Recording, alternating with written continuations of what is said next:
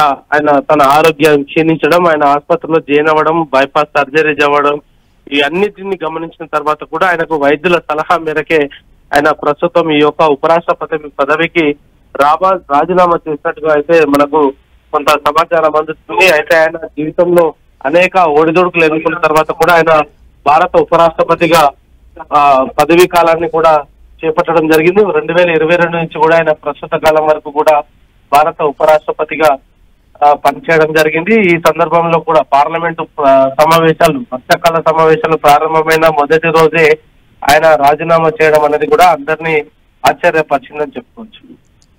అంటే గోపి, ప్రధాని మోదీకి లేఖ రాశారు, అదేవిధంగా ద్రౌపది ముర్ముకు రాశారు. అంటే దీనికి సంబంధించి రాజీనామాకు సంబంధించి రియాక్ట్ అయ్యారా? రియాక్షన్ ఎలా ఉంది? ప్రస్తుతం ఈ అంశానికి సంబంధించి జగదీప్ ధన్కర్ సంబంధించి రాష్ట్రపతి కావచ్చు, ప్రధాన కార్యాలయం నుంచి కూడా ఎటువంటి స్పందన లేదు. కేవలం ఆయన తన ఆరోగ్య పరిస్థితి దృష్ట్యా ఓపెన్ హార్ట్ సర్జరీ జరిగిన తర్వాత ఆయనకు ఉన్న పరిస్థితుల నేపథ్యంలోనే ఆయన ఈ యొక్క రాజీనామా నిర్ణయాన్ని తీసుకున్నట్టుగైతే మనకు చాలా స్పష్టంగా అర్థమవుతుంది.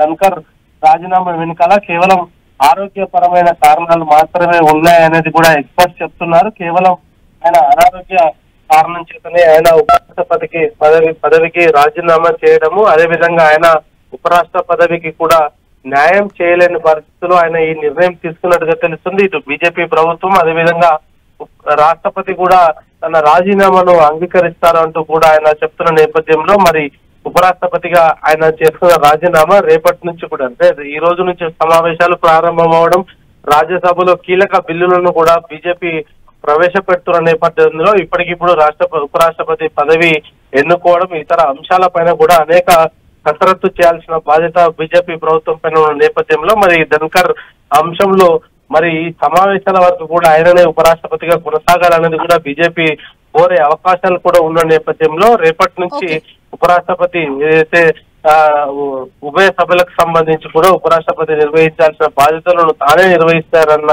కొంత సమాచారం కూడా అందుతుంది. థాంక్యూ.